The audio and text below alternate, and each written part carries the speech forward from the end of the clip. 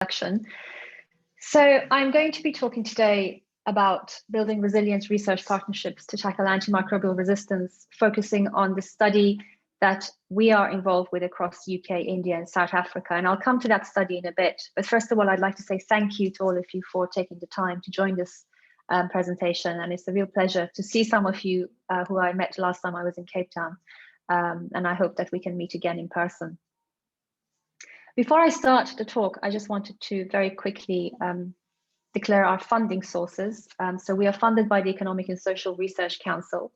I have a funding from the Academy of Medical Sciences for a UK India visiting professorship, and we're also funded by the National Institute of Health Research in the UK.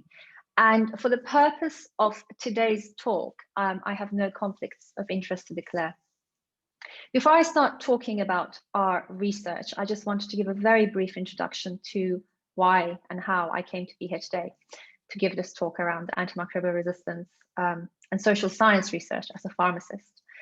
So as Mark mentioned, I graduated in pharmacy in 2002 in London, and I spent majority of my clinical pharmacist training at Cambridge University Hospitals in Addenbrooke's Hospital, which was a fantastic place to receive training. And very early on, I realized as pharmacists, we were not then trained very well to be able to support the antibiotic use in our hospital settings, despite the fact that a lot of the patients that we were seeing had multiple infections that needed to be, whose treatment needed to be optimized. So instead of following the pharmacy progression ladder of keep getting postgraduate qualifications in clinical pharmacy, I decided to study infectious diseases. So I went back to university. It was actually a distance learning course at the London School of Hygiene and Tropical Medicine. And I don't think if I hadn't done that course, I would be doing what I'm doing today and giving this lecture. So it was very pivotal in my career to better understand infectious diseases.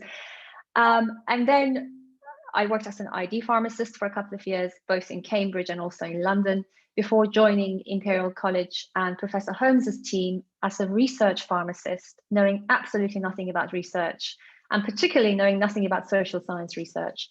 So over the course of the last 10 years, we have been able to build a portfolio of research that focuses on better understanding antimicrobial prescribing in hospital settings and applying social research science to this field. And this culminated in my PhD, which I got in 2018, which looked at culture and team dynamics in antimicrobial stewardship. And actually, it was the findings of that PhD that led us to some degree to be able to write and get funding for this SPY study, which involved replicating some of the methods in other countries, which I will talk about.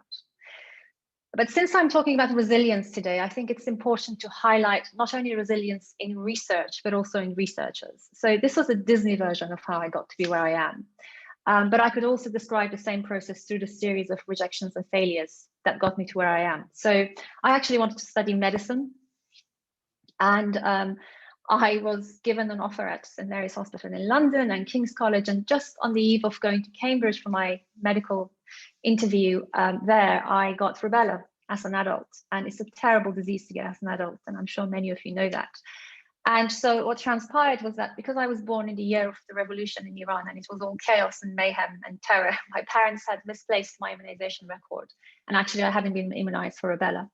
And so that caught up with me as an adult and kind of thwarted my career progression, and I ended up studying pharmacy. And then again, when I joined Imperial to do research tackling antimicrobial resistance through social science methods, again, we had a lot of naysaying and a lot of rejections and a lot of difficulties to overcome to convince our own colleagues that this research was necessary.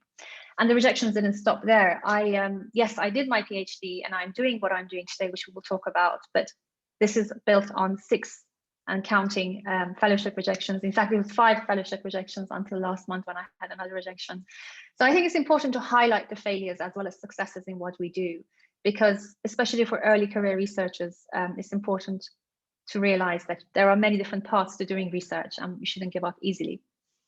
So having said that, why are we looking at antimicrobial resistance? I'm very conscious I'm speaking to an extremely well-informed audience, so I'm not going to keep talking about antimicrobial resistance. But just want to mention that something that we are all aware of, that the misuse and overuse of antimicrobials in human and animal populations remain two of the key drivers of antimicrobial resistance. And of course, this is sped up through international travel and the way that we live our modern lives, despite there being a pause now because of the pandemic. But pathogens don't recognize geographical barriers, and as soon as a pathogen emerges in one part of the world, it very quickly spreads to everywhere else. And that is why increasingly it is important and critical to conduct research that builds collaborations across nations and across regions in the world, so that we can learn how successful interventions can be replicated in different settings with different resources. And we know already that there are multiple ways and interventions and multimodal interventions that are implemented in the hospital setting for antimicrobial stewardship. And the last time we looked at this in the hospital setting through the Cochrane systematic review, we identified the methodological flaws and the shortcomings of existing interventions. For example, we described how restrictive interventions cannot be sustainable because partly people default back to their habits, and persuasive interventions often fail to consider stakeholder involvement. They fail to be methodologically robust or based on theory, and they fail to build interventions that are fit for context. So when we began our research at Imperial 10 years ago, we worked on the premise that antibiotic prescribing is a social process. And alongside the intervention and implementation science and evidence base, we need to better understand antibiotic use as a behavior that is under the influence of complex dynamic systems and has many different sociocultural determinants that influence it. And we described at the time when we started this, as I mentioned, there wasn't a lot of literature out there that incorporated social science and qualitative research with quantitative research in antimicrobial stewardship. And we described in our early research at Imperial the presence of hierarchies, these unwritten rules that people abide by, which overrule evidence-based guidelines and expertise. And this is something that we wanted to better understand. And additionally, what we identified was that at the time, a lot of stewardship interventions are very focused on medical specialties and do not necessarily take into consideration the nuances and the differences between specialties within hospitals. So we began increasingly to focus on the surgical pathway because we identified it to be neglected in terms of antimicrobial stewardship. And we did this through ethnographic research, through quantitative analysis of antibiotic use and consumption.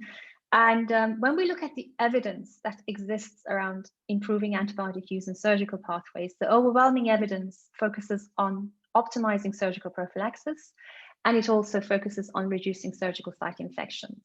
But if we take into consideration, this is a very crude causal diagram of the surgical pathway, there are many instances, there are many activities and actions within the surgical pathway that can lead to infection that are overlooked in the existing evidence. And there is fantastic research from Africa, especially with the ASOS study that Professor Bicard is leading at UCT, that demonstrates the burden of infections in surgical patients populations. And infection remains one of the key unintended and negative outcomes within surgical populations. So it is a neglected area that we need to focus on more. So this was a sort of the baseline data that we had and where we were at when the ESRC announced a call specifically for the application of social science research to tackle antimicrobial resistance with a focus on different healthcare economies. And so we got together with colleagues across South Africa and India and developed this grant application, which is called the Aspire study, which we named it Antibiotic Use Across Surgical Pathways, Investigating, Redesigning and Evaluating Systems. And the ethos of this study is very much qualitative because that was the grant call. And so a lot of the research I will be talking about is going to be qualitative research. And we aim to develop context-relevant preventative measures to reduce the risk of infection and AMR and optimize antibiotic use and tailor interventions that are fit for purpose in different contexts. So from the very beginning, we took the stance that capacity building had to be central to us being able to do this successfully. And this infographic describes how we applied the WHO essence criteria for capacity building, and we developed it further for the Aspire study. And also we compare it to the stewardship program in one of our sites, study sites in India, where they have also demonstrated building capacity to implement stewardship. I'll talk about that in a bit. But I wanted to use the essence criteria to describe how the Aspire study works, because I think that for me, that's a very good way to describe how resilience was built into this partnership. And this began with having strong partnerships, effective leadership, providing contextual insights through the qualitative research we did, and concurrent training, monitoring, and evaluation. The first important and critical step was leadership, and through the principal investigators, Professor Alison Holmes, Professor Mark Mendelsohn, and Dr. Sanjeev Singh in India, we were able to build a really strong leadership that was based on long-standing professional relationships, but also these principal investigators all had not only leadership in AMR, but also in antimicrobial stewardship and global health. And working with them enabled us to be able to not only operationalize the research, but provide access to teams and sites, which is how all of you were involved in this research, some of you who were enormously instrumental in us being able to do this research. Through this leadership, we developed partnerships with expertise across the different methodological approaches that we wanted to undertake in this research, including health system level factors, roles and context, and qualitative research, implementation science, operational and economic evaluation. And we also had a bespoke work package that focused on validating the research, communicating, and translation of findings. And this is also how the leadership worked. So these expertise within these work packages are responsible for training, mentoring, and supervising our early career researchers, who we have employed in each of the settings. It's also very important for us to recognize that this research was built on existing strengths of stewardship programs in all the hospital settings that we worked with. For example, in UCT, you're all aware of the stewardship program there and the successful interventions that have been implemented. And this is led by Professor Mendelsohn and colleagues. And so for us, it wasn't like we were beginning from scratch. We wanted to know how we can build on the strength of existing interventions in each of the settings. Likewise, in Amrita Hospital in India, which is a public-private, it's a private charitable hospital, which has 60% private, 40% charity and public patient cohort. And again, there, through the championship of Sanjeev Singh, who's been working since 2013 to establish a statewide stewardship program, there have been many successes that we could build on. And he leads the pharmacist-driven stewardship program at Amrita, but not only there, he's also responsible for ensuring engagement with political healthcare stakeholders at the state level, and also in engaging with public engagement and communication around AMR. And India has a lot of experience. In Kerala, particularly, is a very atypical state in India. It has a very robust healthcare system, very strong data on maternal and neonatal health and literacy. And so, although I will be talking about India and Kerala, we have to keep in mind that this is an atypical site for the rest of India. So we also, it was from early on decided that capacity building had to be central, and we focused on training the team that we had recruited. And we have early career researchers in South Africa, in India, as well as the UK for this project. And the tiered leadership structure enabled face-to-face training and mentoring, site visits for the qualitative research. I spent time in both countries to make sure that our early career researchers were trained, but also they had the opportunity to come to the UK and work with us here. And we've been able to build a very strong team ethic, and it's wonderful to see during the COVID pandemic, despite the fact that we're all working remotely and the nearest we can get to cooperation is a Zoom meeting, that we have been able to maintain the momentum of the research, and that the early career researchers are working very well together. And we have developed a specific bespoke leadership program for them to be able to qualify from, and something for them to take on to their next stage of their careers. Having trained the early career researchers, we also focused on capacity building at a global level. So we, working with the early career researchers and the PIs and the co-investigators and an international faculty of experts in social science research, we have developed a 3-week-long massive open online course for tackling antimicrobial resistance using a social sciences approach.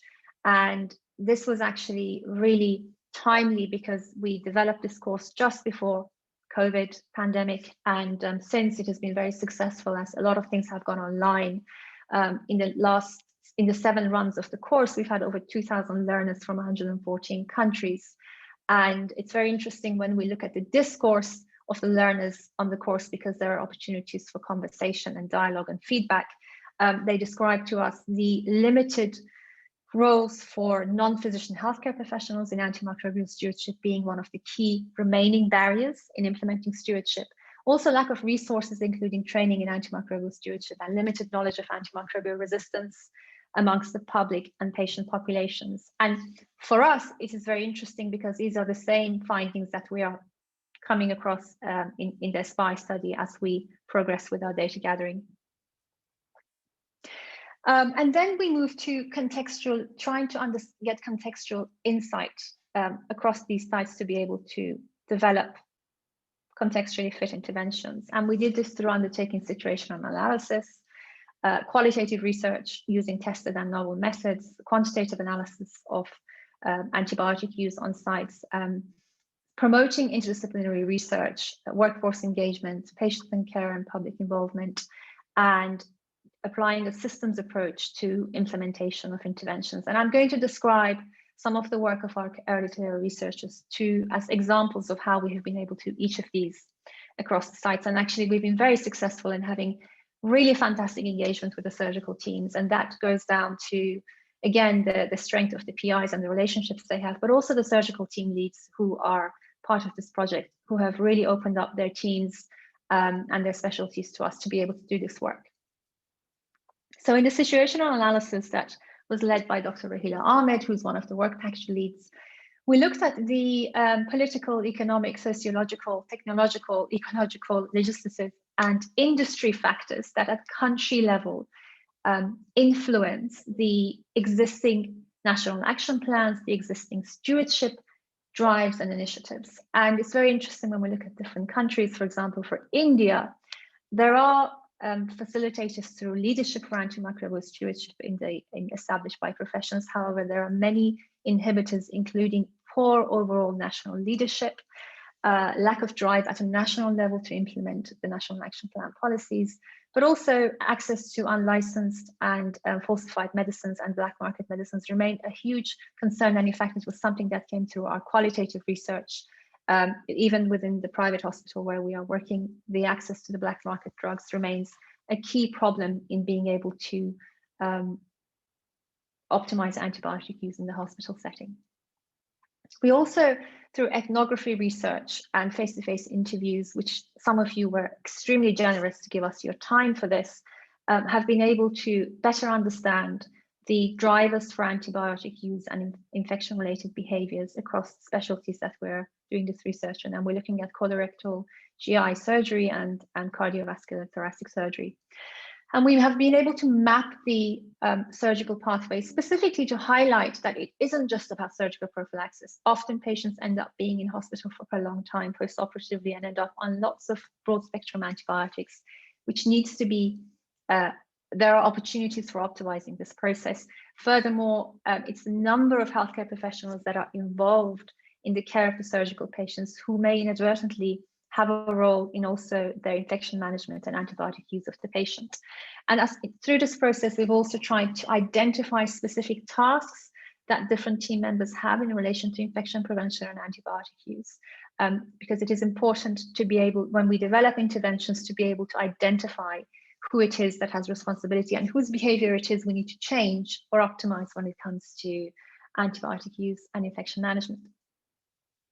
And then our early career researchers have done some fantastic work and some expertise that they have brought into the team. So for example, Candice Bonaconsa, who's our research nurse in UCT, had previous experience of working with sociograms to describe and map communication networks in the clinical practice. And this wasn't something that we planned to do as part of Aspires, but because we were so good with our recruitment and we recruited fantastic staff, we were able to utilize their skills. And so Candice and Oluchi led this work of introducing the use of sociograms to our ethnographic research, and they were able to adopt very fantastic data visualization methods as well to describe the flow of communication around surgical ward rounds and the content of that communication, also identifying how little patients are engaged, if I can get my browser mouse to work.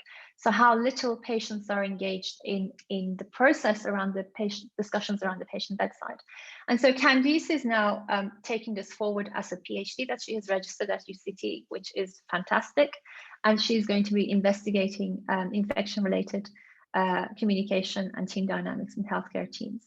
And what's even more great is that despite COVID, we have been able to transfer some of this knowledge and training to India, and we're working with our teams in India to be able to do a similar study over there. And there's also been interest from Australia for us to work with University of Melbourne for a postdoctoral fellowship application where they want to apply similar methods to investigate how to better improve surgical antibiotic prophylaxis. We've also been tried to quantitatively look at the prescribing of antibiotics in the surgical pathway. When we did a study in the UK, we identified that actually there's a lot of post-operative antibiotic use that is inappropriate in surgical pathways, and over 50% of patients go home with oral antibiotics when they're looked after in the surgical pathway. So there's a lot of opportunity for improvement. This has been one of the most difficult parts of this study, to get patient-level quantitative consumption data, and we've had to do this ourselves, manually collecting the data at the site in India. And this is from the GI team, where we looked at across the ward rounds that we followed patients. We collected data on 165 patients just to look at the patterns of antibiotic use. And as you can see, the majority of antibiotics being prescribed are in the reserve and watch category, and nearly 50% of those prescriptions do not change until they are stopped. So the escalation isn't occurring as much as we would like it to occur. And escalation occurs in about 20% of the patients. So we're trying to, alongside the qualitative work, collect this quantitative data to be able to measure a meaningful change or effect in behaviors and link it to patient-level outcomes for our study. In terms of workforce engagement, it is really important for us to be able to identify how we can engage with the broader healthcare workforce in antimicrobial stewardship, fully aware that in many countries and settings, pharmacists and nurses are still lagging behind in being involved. So as I mentioned earlier, India site that we are with in Kerala is an atypical site because it is a pharmacist-driven antimicrobial stewardship program. And that is something that we are trying to understand how they were able to succeed.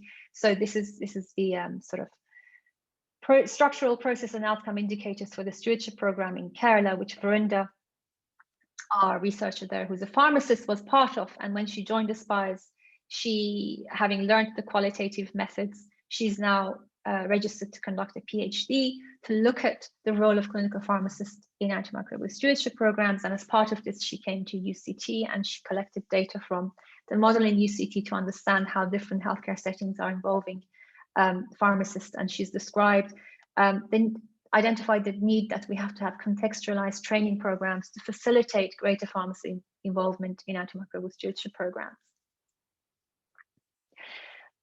One of the findings from our research was through the observations and the ethnography, we have identified how little patients are involved in decision-making when they're in the hospital setting and what implications this has in different cultural settings. So for example, in UCT, nursing shortages means that often patients do end up having to look after themselves. They do end up looking after their own surgical wound and sort of progress with their mobility on their own post-operatively. And these are things that can be looked at and improved, and we need to better understand how we can engage with patients in their post-operative recovery phase, but also looking after their surgical wound. So Oluchi was very interested in this, having seen the findings we had from our ethnographic research, and she led a scoping review to look at the existing evidence around patient involvement in surgical pathways. And the scoping review identified 41 papers which we were able to include. And the majority of these papers, not surprisingly, are from high income settings. So there's very little data from low resource settings for patient involvement, where actually patient and care involvement is more significant, as I will explain in the next slide. And so the next steps is that Oluchi is going to be looking at this. She was successful in getting an NRF Tatuka post-PhD track fellowship, and she'll be working at UCT to explore the opportunities for patient engagement in the infection prevention and AMS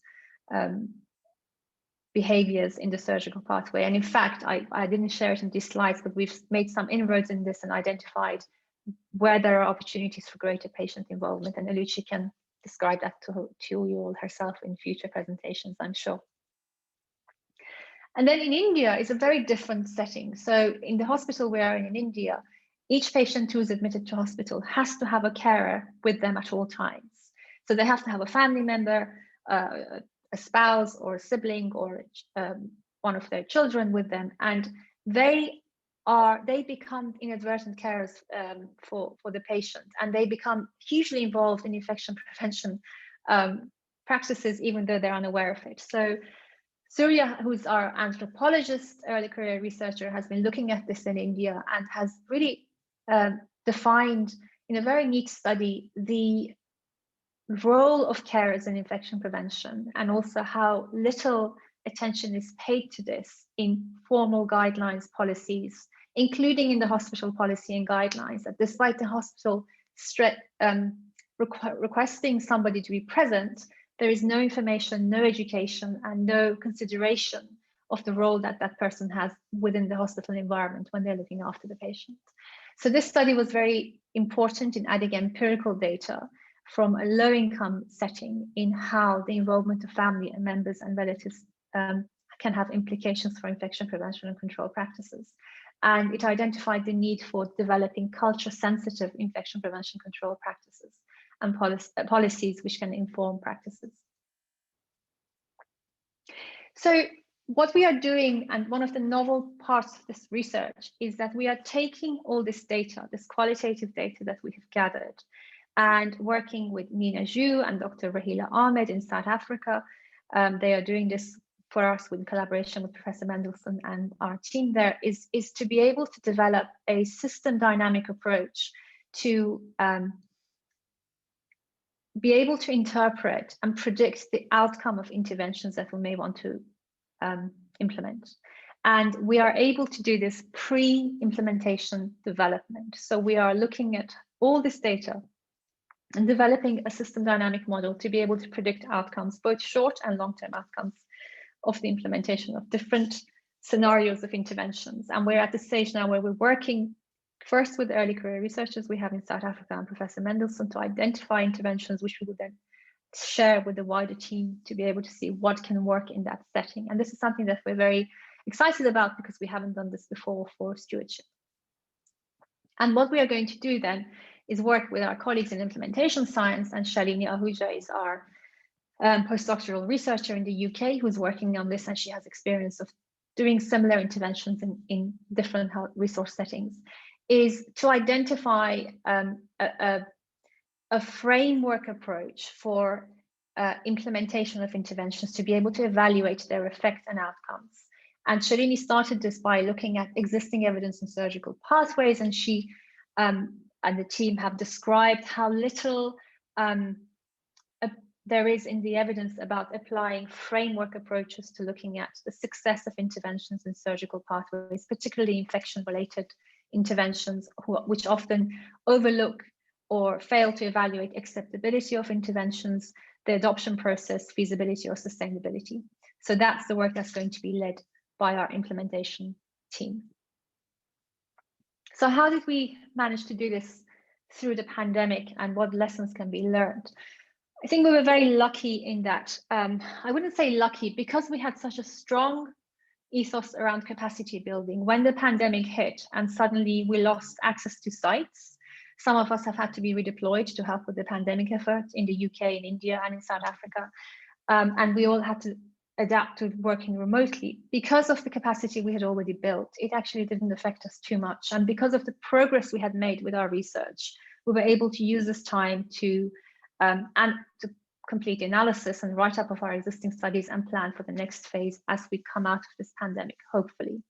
So we were able to actually show resilience in this research program, and our International Advisory Board, which is very active in our research, when we had a meeting as the pandemic was happening, they advised us to use it as an opportunity to understand how the pandemic may impact the concepts that we are investigating in our research. So we were able to do this very quickly. We developed, working with the team in South Africa, we developed surveys both for the public and for the healthcare workers to better understand the knowledge, attitudes, and practices of healthcare workers and the public around infection prevention and in response during this pandemic, and also their attitudes towards the coronavirus disease itself and infection-related activities. So this was done very rapidly, and I think we were only able to do this because we had such a good team set up in all the countries. And we collected data from India and South Africa concurrently, and for the public, we had surprisingly high numbers of respondents. We had 87% response rate. It is important to say that the respondents are not representative of the populations in either country. Most of our respondents were highly educated, and I think it was just an indication of our reach. We were not able to get to full population in each country. But it was interesting to see that what the public were telling us about the common sources of information about the infection, how much they relied on news, social media, and government websites. A lot of people reported improved hand hygiene practices. But what was most interesting was when we asked them, and this is before vaccine rollout, this is about 5-6 months ago that we collected this data, there was hesitancy to accepting a vaccine, but more so in South Africa and India. And I think the reason for that is, as I mentioned, Kerala is very atypical state. It has a very strong public health response and initiative, and it may be one of the reasons why we see this difference. But what is interesting and worth pursuing in further research is that the reasons for vaccine hesitancy are very specific to this pandemic. People are concerned about the rushed process, and a lot of respondents consider this to be a self-limiting flu-like illness, despite, of course, we know it's otherwise. So we think that it is important to conduct research specifically around the vaccine hesitancy for this pandemic and not group people as anti-vaxxers. I think there are legitimate concerns that need to be addressed, and we need to be better at communicating risk and science to the general public, especially when we have to do it in a very rapid way, as we would have to during the pandemic. And then the healthcare workers survey, we had less respondents, unsurprisingly, because everybody's so busy being involved in the clinical response to this. But we had about 60% medical practitioners. And again, the interesting finding in this was people's attitudes towards personal protective equipment. 49% of people expressed needing more information about how to use PPE correctly, and over 55% had observed non-compliant PPE practices amongst their colleagues. And a lot of people felt that the PPE was a barrier for the relationship between patient-doctor relationship. And again, we advocate for more targeted education on correct use of PPE for staff to be able to maximize compliance. So this was just a rapid for us response to be able to shift a little bit of our resources and reorient our research to understand what was going on in terms of infection-related practices during the pandemic. These studies were picked up by one of our International Advisory Board member, Professor Helen Lambert, who's at the University of Bristol, and she is now replicating the study with collaboration with us with University of Peking in China through a BSAC grant that we got. So if I was to summarize what we have learned and how we can demonstrate, I think for me, and I'm sure I speak for all of us in the Aspires team, is the power of international collaboration has been really, really important to us and demonstrated how we can learn from each other. Particularly South-South learning is in getting the skills transfer between South Africa and India, and getting our researchers in the UK to be able to learn about how stewardship is implemented in different healthcare settings with different resources has been of enormous benefit to us. And I think the knowledge and the skills that we have built will go on to serve each site beyond the lifetime of the project. And we were also able to assure flexibility and adaptability in changing our research in response to the pandemic and reorienting it. And it has also thrown some interesting hypothesis generating work that we can pursue with the PhDs that we have identified with the fellowship. And what we are particularly interested in, and this was picked up earlier when we were in Cape Town, about the need to look at socio-demographic and cultural factors and how they influence health seeking and health providing behaviors. And this includes race, gender, ethnicity. These are things that we had not been granted ethical approval to do in Aspires, but it's something that we are pursuing to do now to build on the work of Aspires through further funding and studies. So the next steps for the Aspires study is to develop and implement interventions across the surgical teams, working very closely with the surgical teams to ensure co-design and buy-in. We are going to broaden our research into patient engagement and involvement in antimicrobial stewardship and AMR, knowledge and awareness. And we're going to try and bring together all these methodological approaches that we have applied and building partnerships with different institutions. So through Professor Mendelsohn and Professor Andrew Cambogo in Infectious Diseases Institute in Makerere University, we have been successful in getting a grant to replicate the work we have done in other surgical specialties. And that's something that we're very excited about, because the IDI in Uganda is fantastic and we want to build these partnerships with them. And there's also potential to roll out some of the work in rural sites in KwaZulu-Natal. There's been surgical teams who've been in touch with Professor Adrian Brink, and we may pursue that and try to see how we can replicate the study in other settings. And as I mentioned, we're also very interested in looking at health inequalities in relation to AMR, which is something we will pick up separately. So I wanted to finish just by highlighting something else that has sort of evolved from the work that we have been doing. And this is a collaboration with the Wellcome Trust, where we have been working to inform research policy for AMR. And we did this through our Aspires team, but broadening it to expertise across different stakeholders across the world. And we have been trying to identify the remaining research gaps in optimizing antibiotic use in human populations.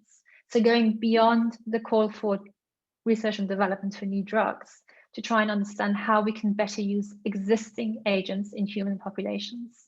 And we've identified the key research domains to be across policy and strategic planning, medicines management and prescribing systems, technology and innovation, and culture, context, and behaviors. And also, we have been able to consider the implications of COVID-19 and the need for capacity building and knowledge mobilization globally.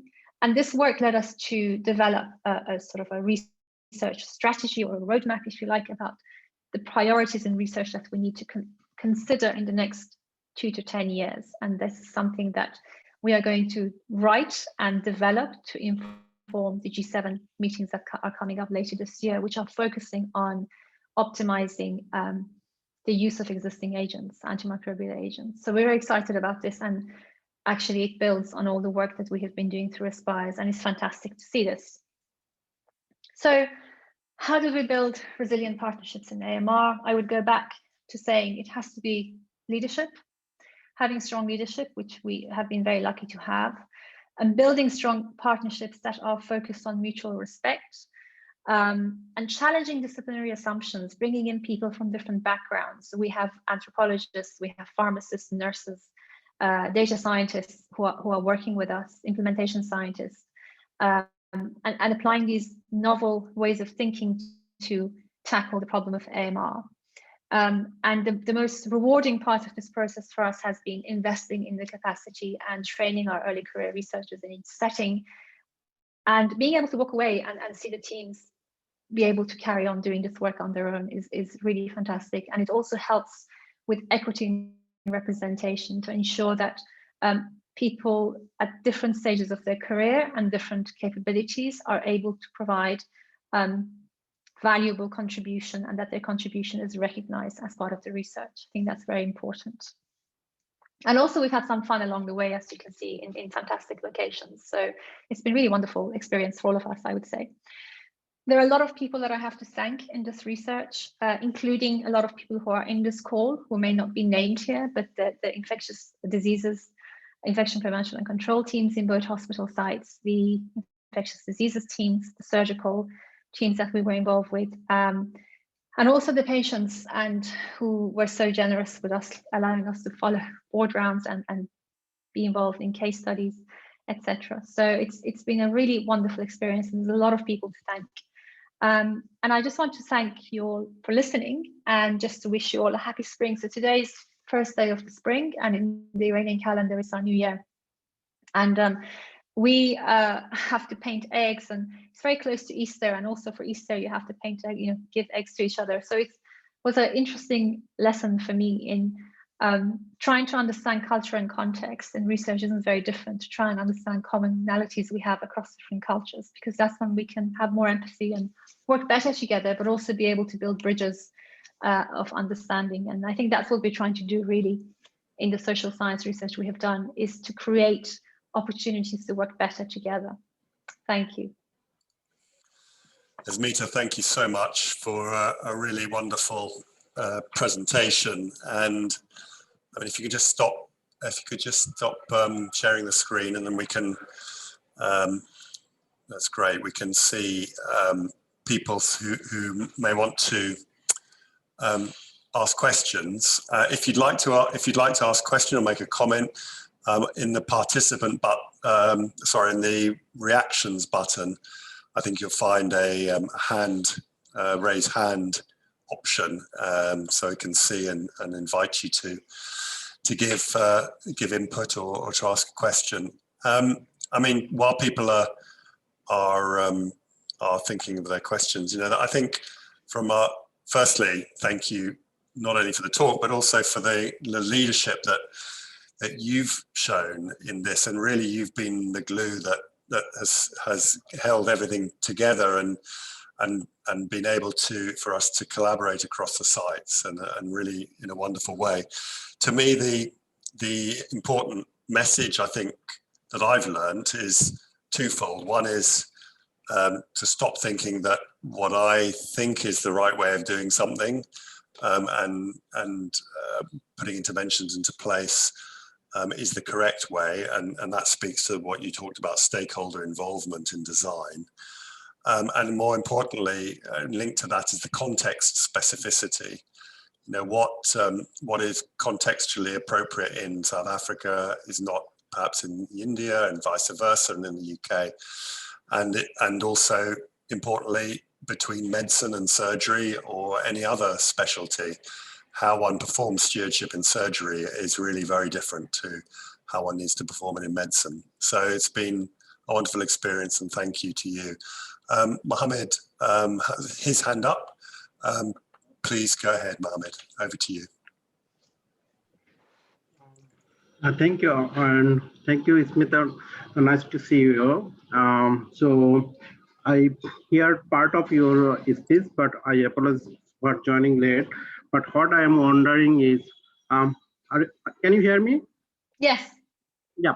So what I'm wondering, so I was part of a large initiative called ANISA, as you know, in South Asia, and we have seen that a large proportion of sepsis cases are non-viral or non-bacterial infection, and all those are treating as bacterial infection, and we are prescribing antibiotics. So when we are working for AMR, we also need to consider that we need to promote this globally, that all infections are not bacterial, and we have to guide the clinicians to identify what is bacterial and what is not bacterial, and how we can restrict use of antibiotic. Otherwise, if clinician is biased that all infections are bacterial, they definitely use antibiotics. So for what I feel like for any MRA camping, we should a component on to demonstrate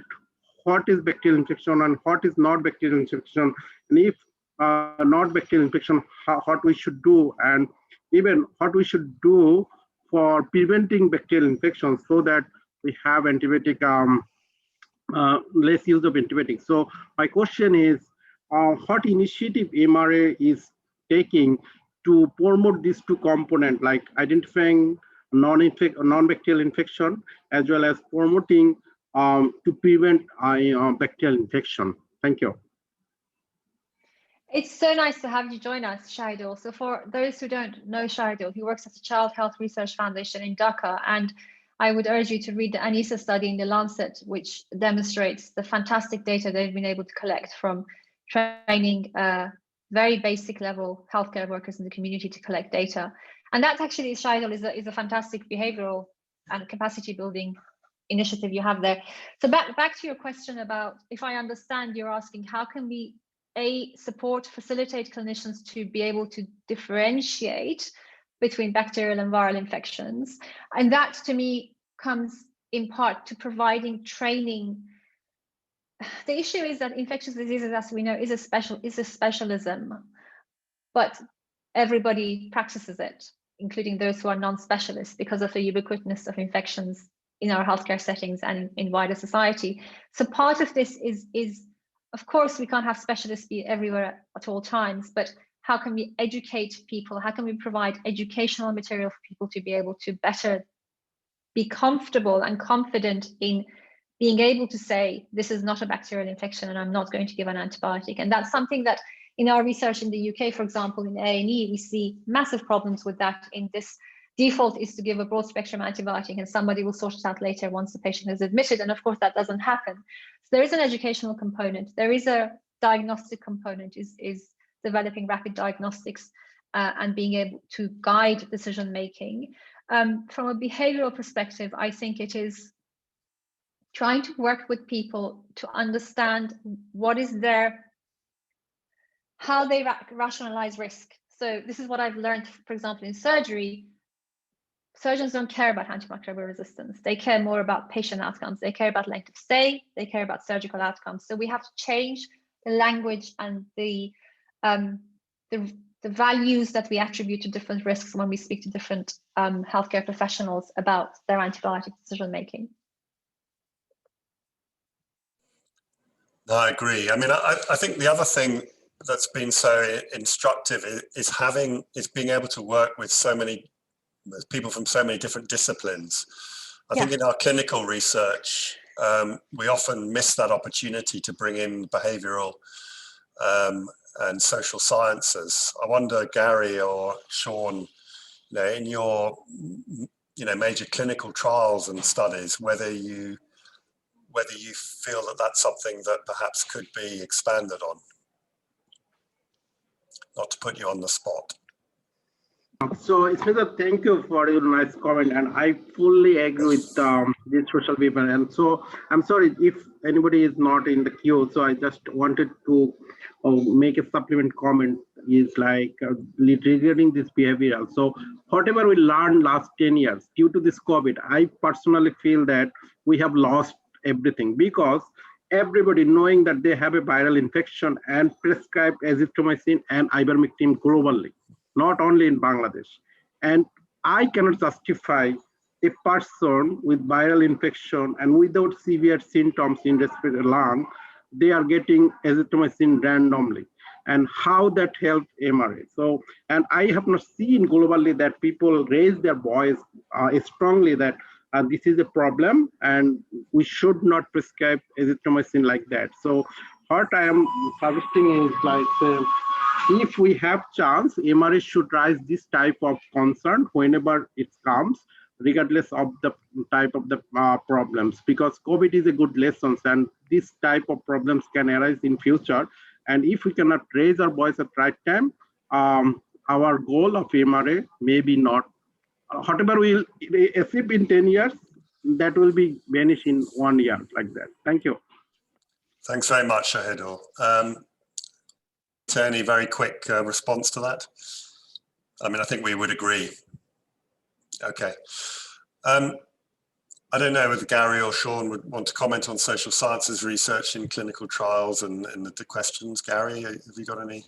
Yeah, I mean, I think this is a wonderful example of the power of social sciences, and I've underused them. I've used them in a couple of studies where we've studied adherence, which is a complex human behavior. So when it's obvious to me that I have no idea, then I pull them in. But I think it would be much more relevant if I thought more carefully about it at the beginning of the design of most clinical trials, because there are complex human behaviors involved in all clinical trials. And I think it can only make us richer, and I hope also enrich the lives of social sciences and medical anthropologists too. So something that I regret in a way not having done more of.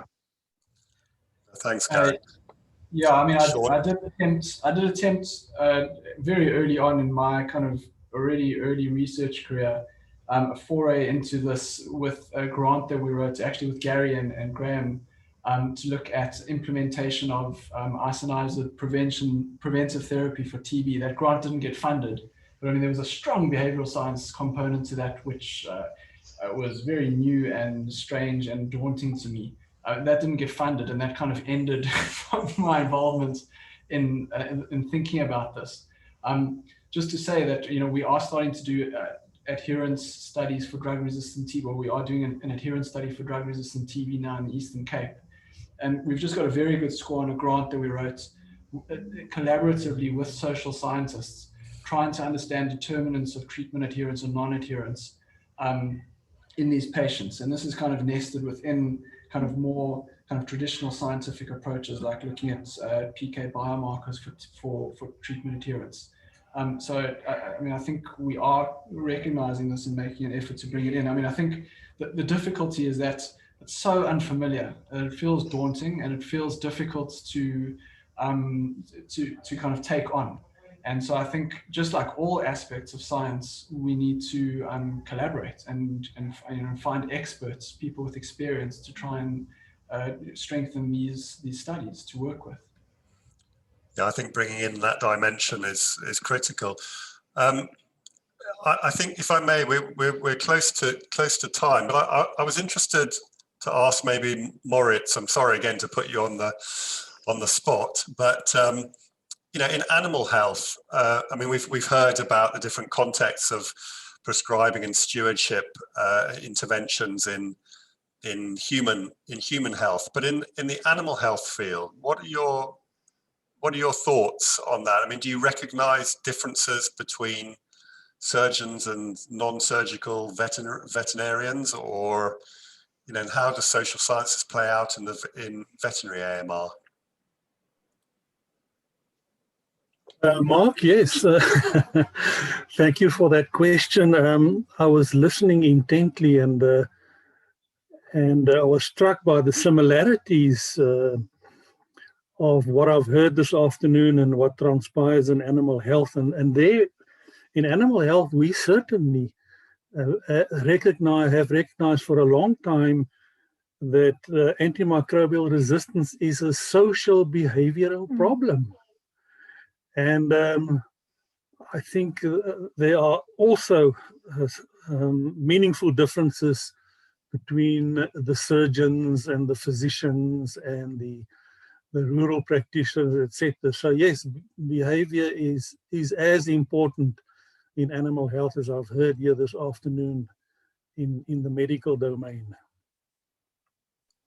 Fantastic. If there are no further questions, I think we're actually at the hour, and I mean, it just leaves me to thank Esmita for really a wonderful talk. If I'm looking laterally, it's because you're on the left-hand side of my screen now, Esmita. I'll just look straight at you. But no, thank you. I mean, I really can't emphasize enough, you know, how what an amazing program this has been to work in. And I think, you know, in addition to Esmita, really need to recognize Alison Holmes, who's the PI of the entire SPIES study, for her leadership and bringing everybody together an amazing researcher and somebody with tremendous ability to bring all these strands together. And of course, Sanjeev, the wonderful Sanjeev Singh, and all the team in India as well. So thank you. And I hope that we can take this learning to translate into our, into the other research that we do, and the importance of social sciences.